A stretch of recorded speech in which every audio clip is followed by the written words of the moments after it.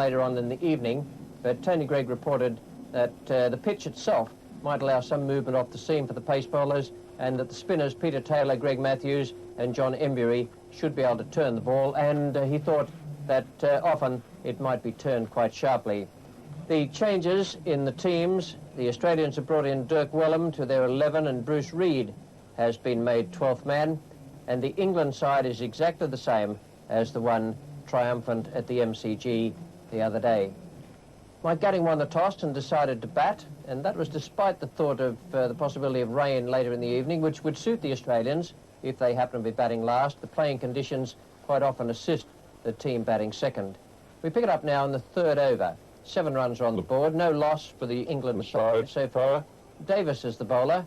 He's coming into bowl to Ian Botham, the man who hit 26 off him from 1 over in Perth, and your commentators are Ian Chappell and Max Walker. Beautifully timed. Botham just going with the swing, and that's the first boundary of the afternoon.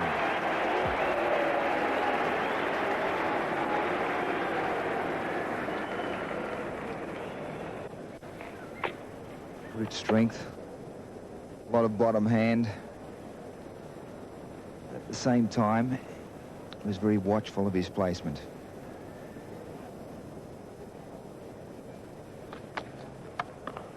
It is again a straight drive, the one that he loves so much. Not sure that Simon Davis enjoys it quite as much as Ian Botham. Must be very hard for Simon Davis to push right to the back of his mind the thoughts that run back to the whacker ground in Perth. Botham took 27 off the bat, 28 in all come off that over. In fact, he split 2 men either side of the side screen down there with a series of straight drives. Hit a couple over the fence. Simon O'Donnell.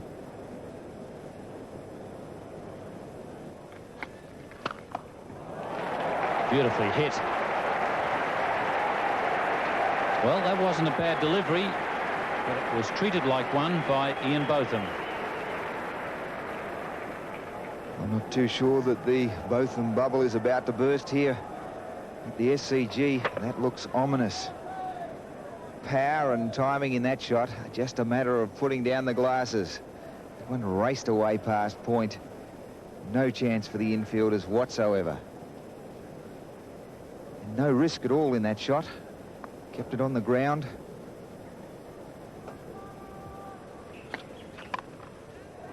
And well caught. War won't be needed. Greg Ritchie has done the job with an excellent catch at backward square.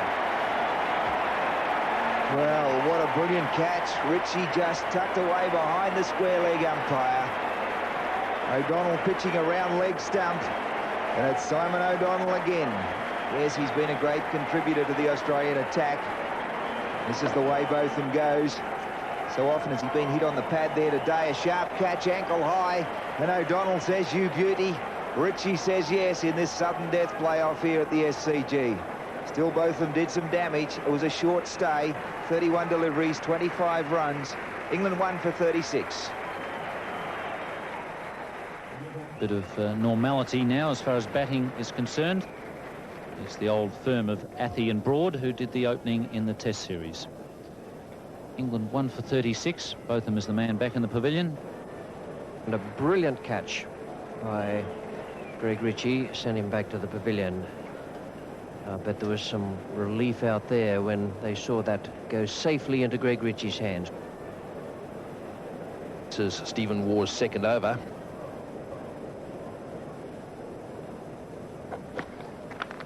Oh, he's nicked that one, and that's gone wide of slip, and it'll get down to the boundary for 4 as well. That's one of the problems with one-day cricket. There never any slips in position there, especially after the initial overs have been bowled. And Athey taking advantage of that fact. Steve Waugh just getting the ball to move away a little off the seam.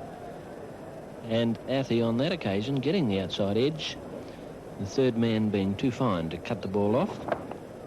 4 more runs. Matthews is going to continue. This is his second over. He's bowling from the Paddington end. Oh, and he's got him. He's dragged it back onto the stumps. So trying to back away and cut that ball away, ended up getting a little bottom edge onto the leg stump. So a good breakthrough for Australia. So that's a wicket Australia badly needed. Well, Athey and Chris Broad were looking dangerous. Athey backing away, trying to cut the ball through the offside, getting the inside edge, the bottom edge, dragging it back onto his leg stump. Vital break for Australia. England 2 for 73. David Gower is out at the centre. That old favourite bat of his has been bound up. Won't be in any great hurry. They're scoring at 3.75 at the moment. That's dropped just a little bit. They've got it above 4 there for a while. Both of them getting them off to a pretty good start. You can afford to consolidate here to a degree now. They'll be hoping that Gower plays himself in, and both Gower and Broad, of course, play shots all around the wicket. So once they feel comfortable, they'll start dashing out just a bit. Oh, beautiful shot. Lovely timing, and you can't hit a lofted straight drive much better than that. Beautiful shot by Chris Broad, coming down the wicket, getting the ball on the half volley and putting it straight back over Greg Matthews' head. No one in sight, no one down at mid-off, mid-on, straight through under the side screen for 4. Stephen Waugh, the bowler.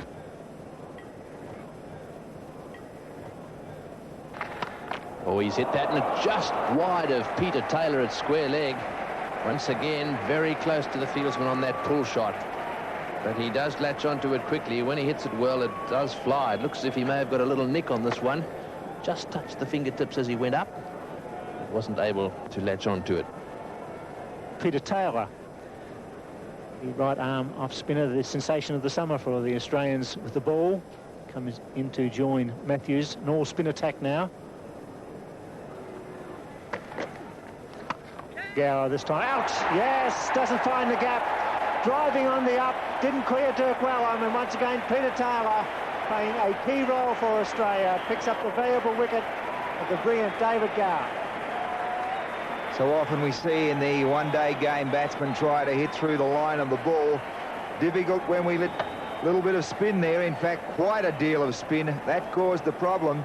Gower was out like that in the Test match. He hit that pretty well, but England lose their 3rd wicket now for 102. Gower out for 17. That brings the England captain to the crease. Very elegant David Gower. He departs because of this shot. Tried to compensate for the extra spin. He timed it pretty well, but punched it straight to Wellham, who really has got a very good pair of hands. He's after it. Just got through the shot a little early.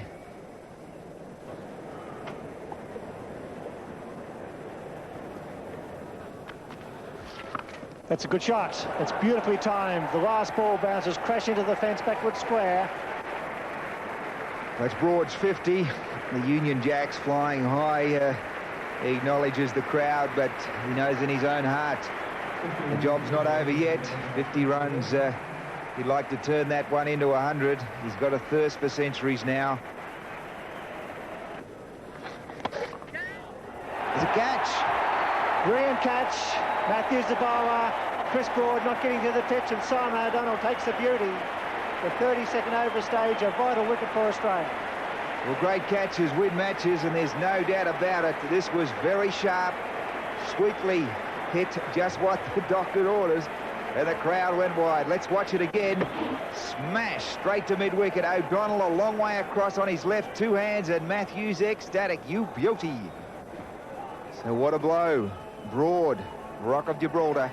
He leaves now. England 4 for 120, but a fine 53 from Chris Broad. Alan Lamb joins his captain after Chris Broad is brilliantly caught by Simon O'Donnell. Well, the 2 spinners, with some excellent support in the field, have done a good job in getting Australia back into this game. Greg Matthews with 2 for 30 from 8.1 overs.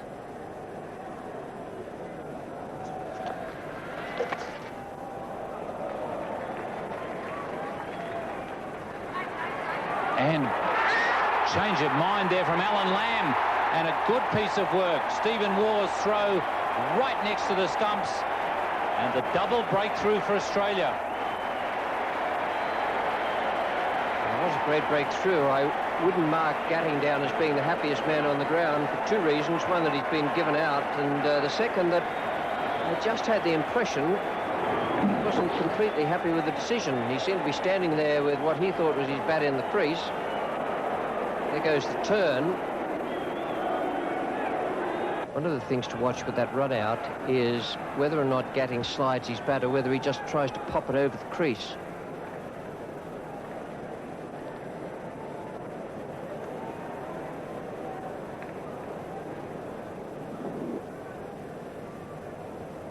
So the bail is just off, and Gatting has the bat in the air. So down to the last 9 overs of the innings now, and an intriguing situation.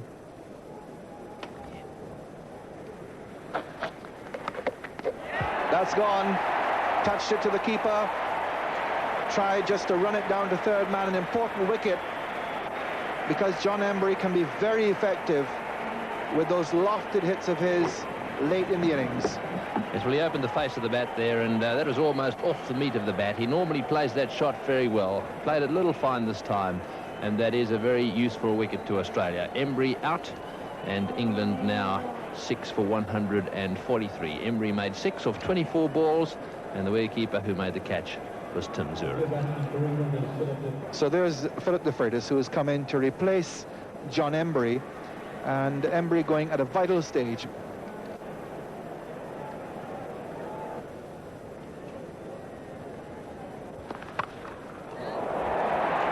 Jones, and taken.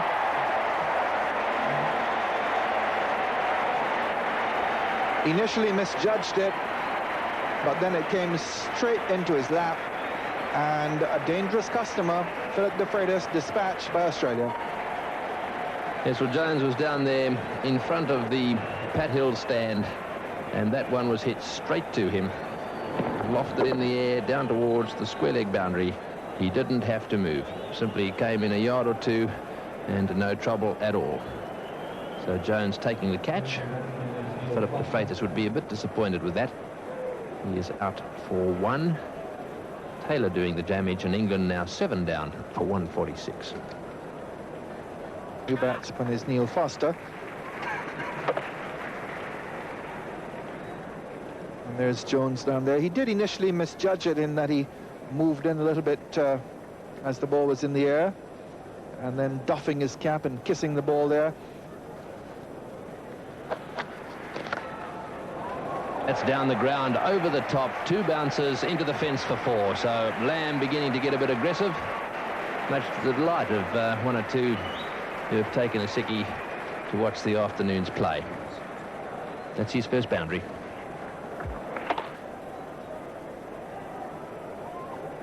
Over the top, I think Waugh there attempted the slower ball. It was spotted very early by Lamb, who deposited it down the ground.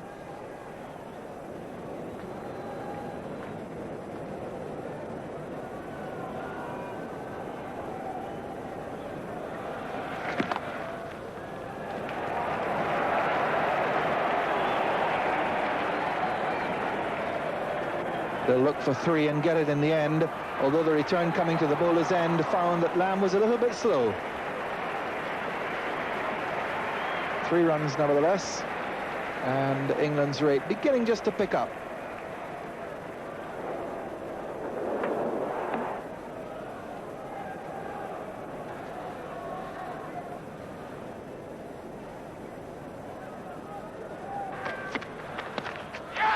Big appeal, and he's got him caught behind.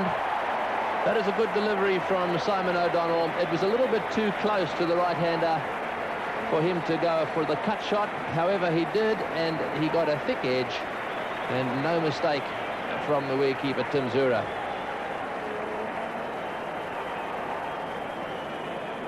It's an extremely good wicket. In fact, the ball cut back into him and choked the shot. Just looking to run it down to third man. There was a bit of bounce on it as well. And Australia will be very, very happy to see the back of Alan Lamb. Out for 35, England 8 for 170. And here's Bruce French now coming in at number 10. 8 for 170. Just Dilly to come now. And only 4 overs to go. Simon Davis will be brought back into the attack. No wicket for 40, his figures. He suffered at the hands of Ian Botham a little earlier on.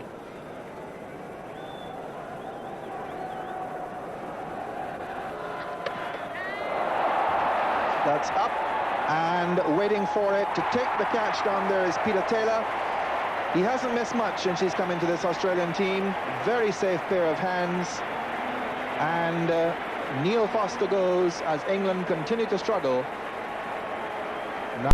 Yes, he tried to hit this one straight down the ground. It was not there quite to go. The bat came, or the hand came off the bat, and Taylor made no mistake with that one. He's got very safe hands, ran around, kept nice and cool, and that's the end of Neil Foster. Out for 7 off 16 balls, Taylor the catcher, and England now 9 for 170.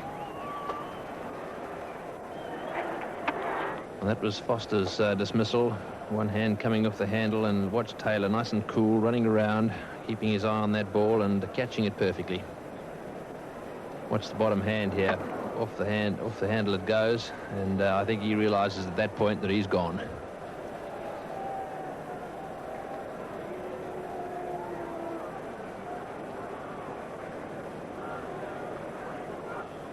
Two balls left.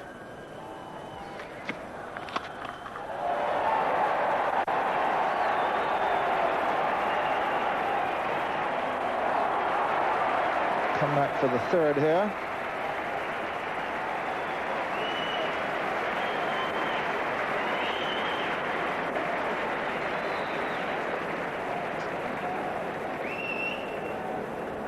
So the last ball of the innings.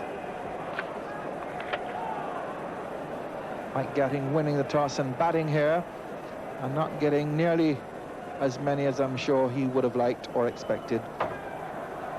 So the last ball of the innings, it's 9 for 186, and here's O'Donnell to French.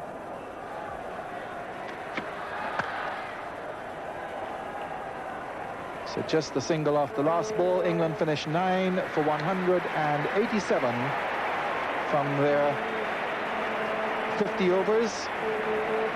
Resounding start from Ian Botham, 25 from 31 deliveries. But once he was out in the 8th over, scoring rate was pushed back. Chris Broad continuing his tremendous summer, made 53 off 87 deliveries, but no one else really did very much. Alan Lamb 35, and Alan Border must be a very pleased man going off there. He knows that his batsmen now only have to give him 188 to win this match, level the finals, and force a last game in Melbourne on Friday. That was a wonderful effort by the Australians there. You might say there was a touch of desperation about it because they knew they had to win this match to take it into a third final. But I prefer to think it was just marvellous cricket, some great fielding out there, catching and anticipation and ground fielding, and Alan Border led them very well indeed. 9 for 187 England, with Chris Broad top scoring with 53 and Alan Lamb 35 from 39 balls faced. 25 to both of them, the only other significant score. And the Australians fought back wonderfully well. At one stage, it was 2 for 102, and England looked as though they might have gone on to make a score around about the 230 or 240 mark. That excellent cricket from the Australians is reflected in the bowling figures. Davis, O'Donnell and Waugh again bowled well. They had that slower ball working. Between them, they took 4 wickets. Each was round about the 40 runs from the 10 overs. Matthews and Taylor were very, very good. Matthews 10 overs, 1 maiden, 2 for 31, and Taylor 10 overs, 2 maidens, 2 for 29, bearing out what Tony Greig said about the off-spinners being able to get a bit of work on the ball out there on this pitch. So the Australians start off, and Alan Border had the problem immediately. Would he go out there himself, or would he send Tim Zura out to open the innings with Geoff Marsh? Well, he decided to go out himself. It's 188 to make. The Australian captain and Marsh are at the crease, and it's a rate of 3.76 per over.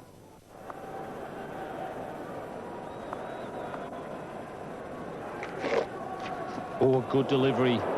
A beauty from Dilley.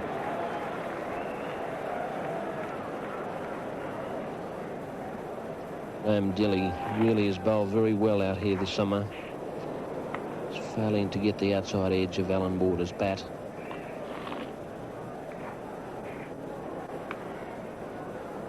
Gatting at slip, waiting anxiously.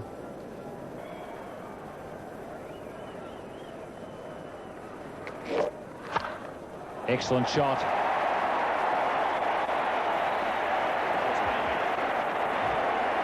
That's the first boundary of the innings for Australia. Great cover drive from Alan Border. About time, and the crowd's gone wild. Probably was about time. Australia slipping just behind the 8 ball a little. Very important they get away to a good start and get runs on the board in the first 15 overs when the field have restrictions. Only 2 men allowed outside the fielding circle.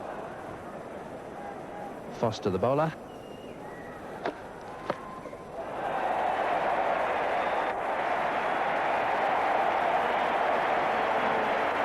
Gatting's not going to want that. Foster has bowled pretty well, actually, in the games up to date. But Gatting will have to make certain that all his bowlers continue on from where Dilley and De Freitas left off. They bowled quite superbly. And Botham. Marsh does it well. He splits the gap. That could be 4. De Freitas trying hard, but he beats the 2 third men. That breaks the shackles for Geoff Marsh and the Australians. It's what they needed. His first boundary, perfectly played, square cut.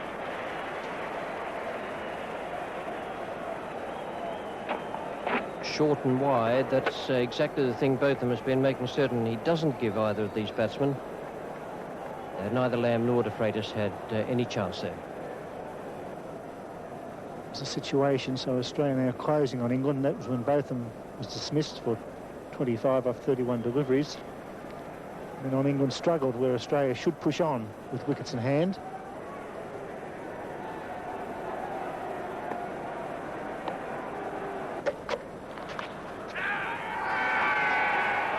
First breakthrough, Botham does it. Inside edge from Border, looking to run it down to fine leg. And Bruce French has taken the catch, diving a little bit forward and to his side. 1 down, and a chance for England. That will be a great relief for them. That was the man they needed, and once again it's that man. Botham, not a great delivery. Botham slanting it down leg side. Border going for the glance, and French taking a good catch. Low down. Australia 1 for 55 in the 19th over. Dean Jones has just arrived in the centre. A first wicket for Botham v Australia in this series. Good catch by French. Just a moment of doubt from umpire French in this decision. Botham gives the big yelp, and in the affirmative, so Alan Border was already on his way.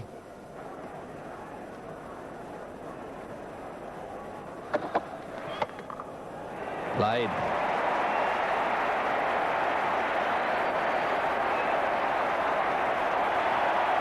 Into the fence it goes. So Dean Jones off to a good start.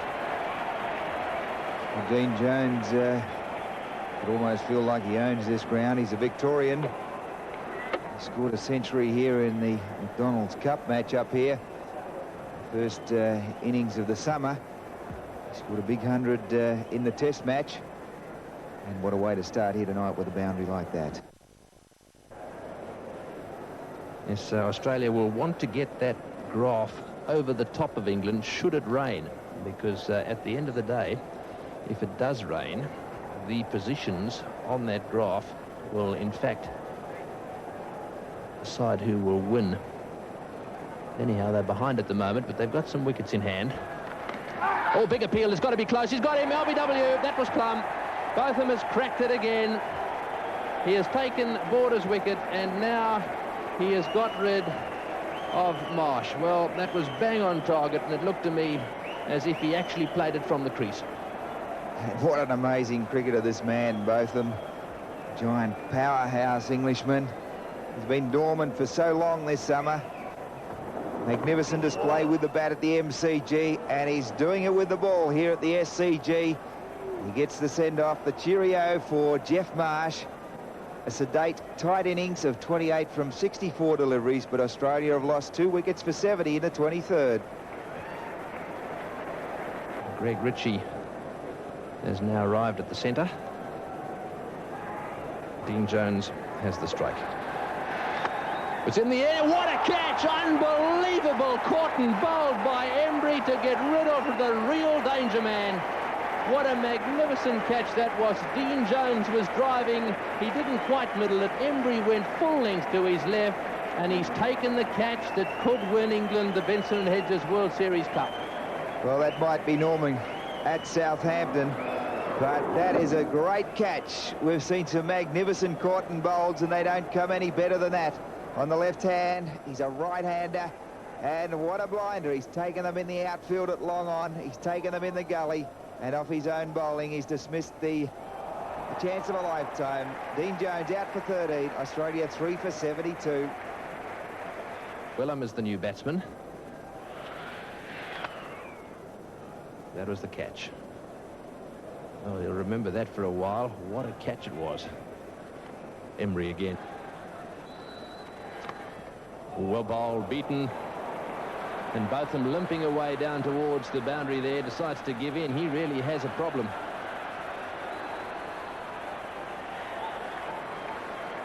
And that's the end of a very, very good over from John Embry. Australia 3 for 75. I clearly see that Botham is struggling with that foot injury of his. And he's going to get his 3rd wicket quite comfortably here. Foot injury or no foot injury. So Greg Ritchie goes out for 4, and the 3rd wicket for Ian Botham. Don't minimise the danger the Australians are in now. England cock a hoop. Ritchie just trying to turn that to leg, an ungainly sort of stroke, a leading edge, and real trouble there. England fighting back and putting the screws on. It's 4 for 80. Stephen Waugh coming in at the fall of the 4th wicket, batting number 6 for Australia.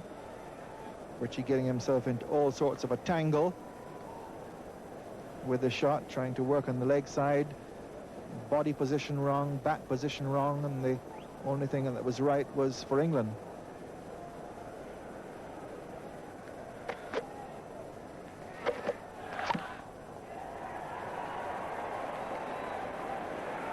To be close. Home, the throw was wide. He was gone for all money. If the throw had been good, it must have been very close in the end.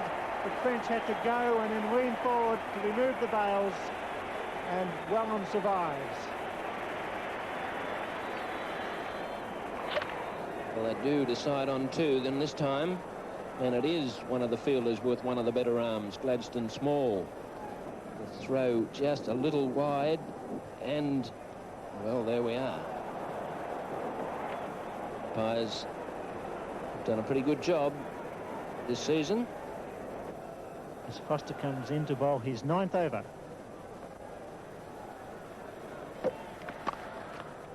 It's nicely placed.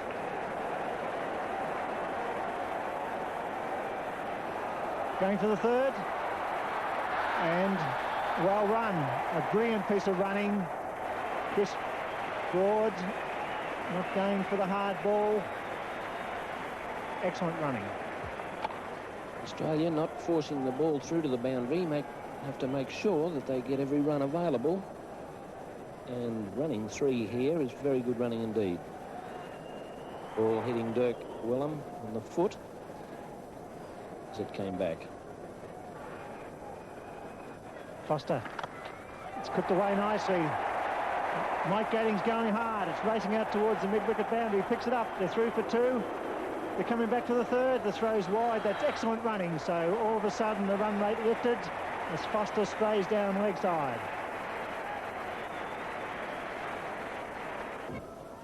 And Englishman very, very keen in the field. 22 overs since a boundary has been scored.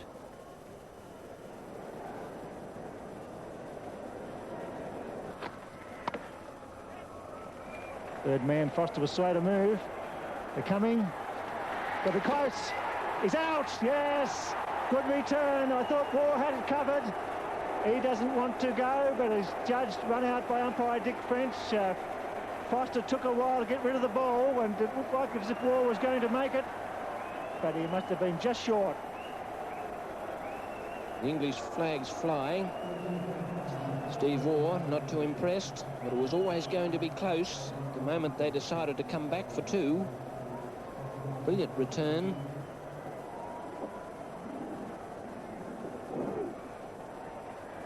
And certainly a line ball.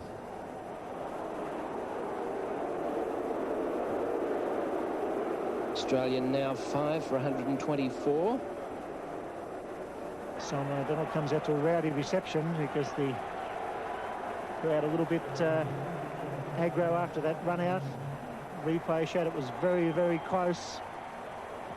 Stephen Waugh run out for 22. The fieldsman was Foster. And now Simon O'Donnell needs to score 7.52 runs per over to win this final. He's dropped him. Oh, that was the let-off that Australia may need. An Edge and French diving away, put it down. That was certainly possible for 1-2-7. Simon O'Donnell's on two because French couldn't quite hang on to this one. There it is. He slashes. Away it goes. Knocks it away. Certainly catchable. And Graham Dilley, the fast bowler who's had a superb summer, coming back into the attack with Philip de Freitas to bowl out for England. If that's a four, that's Dirk Wellham's first boundary. It just eludes French, but that's what counts. That's what's needed. 33,000 fans roar their approval. Wellham, with no power in front of the wicket, gets the edge and it races away for four. Well, this was very close indeed. Just beating the outstretched hand of French. And the third man, Gladstone Small, not able to get around in time. Gladstone Small on the field for the injured Ian Botham. Went off with a limp after completing his 10 overs for just 26 runs. First boundary for 23 overs, scored by Dirk Wellham. And he's gone. 6 for 135 as de Freitas picks up Wellham. Went for a violent drive and just reached extra cover. So I'd say Dirk Wellham got that one right near the bottom of the bat. He started to charge de Freitas and right off the toe of the bat. A simple catch for David Gower. And Philip de Freitas has picked up his first wicket in the innings. Australia 6 for 135. New batsman Tim Zora back down to his regular position after his escapades opening the batting. Very contrasting as well. 50 in one match off 51 deliveries, not off 2 in the next one. And he's out. First ball. Walking across the crease. And Philip de Freitas has picked up 2 in 2 deliveries.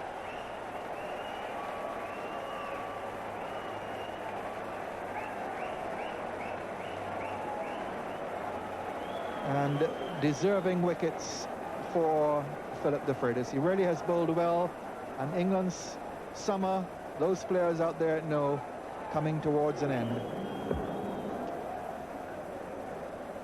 Zura walking across his stumps there, looking to push that one away on the onside. He's out for a duck, and the 7th wicket is down now for 135.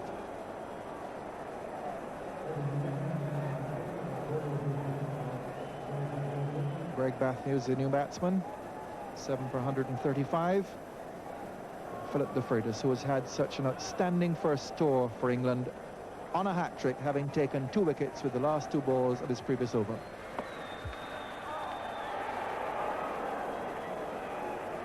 And within a millimetre of getting that hat-trick. What a good delivery to bowl when you're on a hat-trick. The leg cutter, and Simon O'Donnell did everything he possibly could to cover that one. And it still got past him.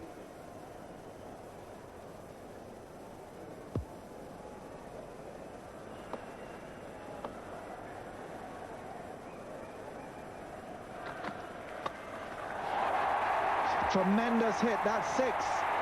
That is a remarkable hit by O'Donnell.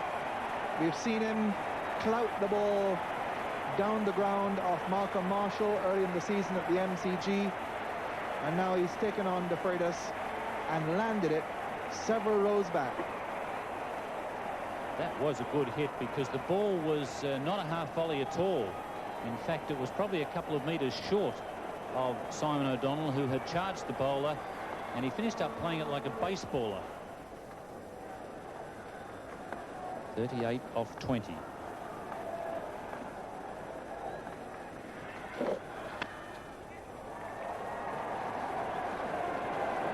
They'll look for a second here and have to hurry. Broad is on top of the stumps. He's gone.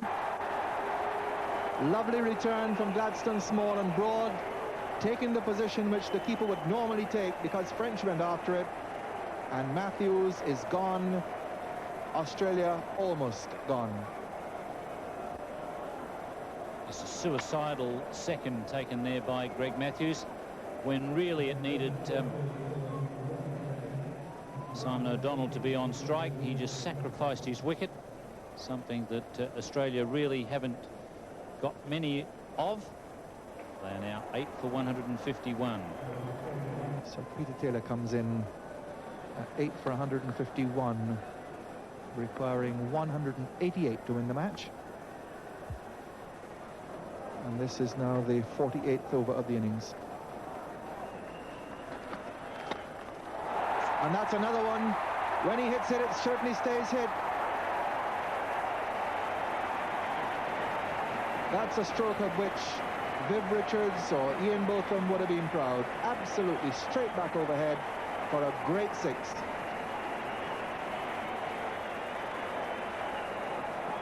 That really was an excellent hit from Simon O'Donnell. He specialises in the straight hit, and he got that one well back into the Noble stand. That's gone right up the back of the concourse, clearing the fence by some 30 metres. He's got mid-on and mid-off back on the boundary. Won't matter if he keeps hitting him that well.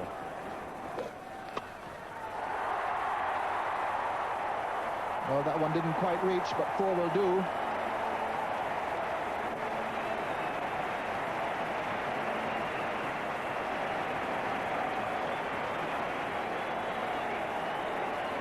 He's a dangerous man, Simon O'Donnell. That's only his first 4. He's hit 2 sixes. He certainly has the power to clear any boundary here at the SCG if you make a mistake. And he's really the one man standing between Mike Gatting and a hat-trick of trophies for England this summer. 6 balls, 18 runs to win. Peter Taylor to face Neil Foster, who's come back. They've got a short point and a mid-wicket trying to keep Taylor on strike. And a bit of a fumble gives him the opportunity for 1. O'Donnell will be on strike. And what a rare mistake by Bill Athey, who's been one of England's outstanding fielders in the circle in this competition. Just a bit of a fumble, and what could be a crucial single. 17 now to win, and the man who has struck the ball firmly has had 2 sixes and a 4 already in this innings on strike. O'Donnell 32 of 22 balls so far. He's got an edge onto that. Will come back for the second.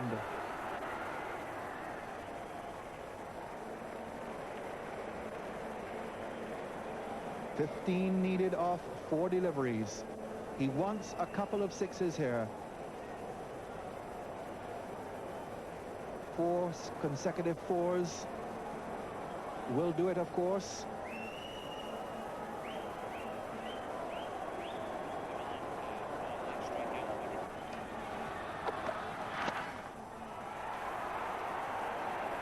They'll have to come for the second, and they'll have to hurry. They're home. keeps O'Donnell in strike. But Australia's hopes dwindling with every delivery that doesn't produce a boundary. They need 13 off 3. They need at least 1-6.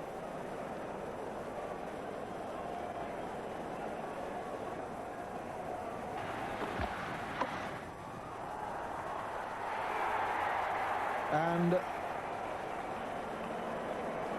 a maiden ball leaving 13 runs off 2 deliveries, and that is an impossibility. So unless we have a wide or a no ball, Australia look as if they're going to go out of the competition, and the Benson and Hedges World Series Cup are with England. But who knows?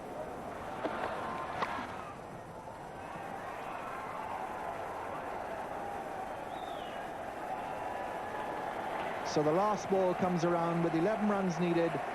England, the smiles tell it all on the faces of Graham Dilley and many of the players.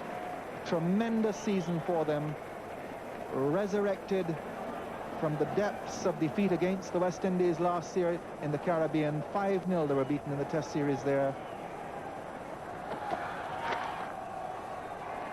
And England have won the Benson and Hedges World Series Cup to add to the Ashes and the Perth Challenge early this season to complete a magnificent hat-trick.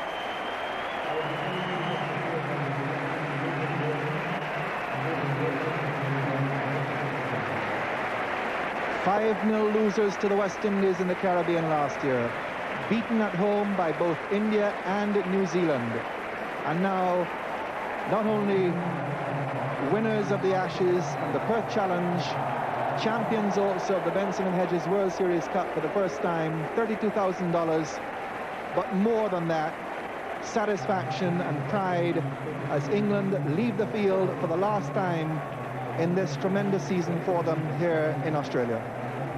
England were just too good. That was the story of the innings, even though Simon O'Donnell hit out brilliantly for 40 from just 27 balls faced.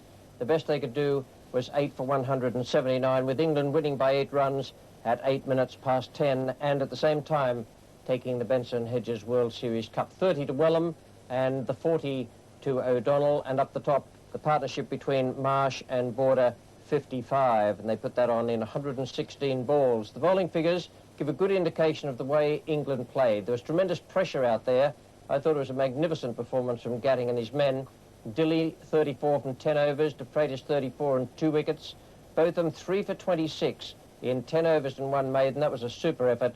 Foster had 51 taken from his 10, and Embury gave a lovely exhibition of off-spinning out there. 10 overs, 2 maidens, 1 for 27. So a splendid victory for Mike Gatting and his men. The player of the finals was Ian Botham. He made 71 the other day down in Melbourne, a swashbuckling innings, and one that took the match beyond the reach of the Australians. Here in Sydney, he picked up another 25 runs at the top of the innings, and he got that 3 for 26 from 10 overs. A very fine performance, and he came good just at the right time for Gatting and for the team. So the Benson Hedges World Series Cup goes to England, and here's a picture of a happy man.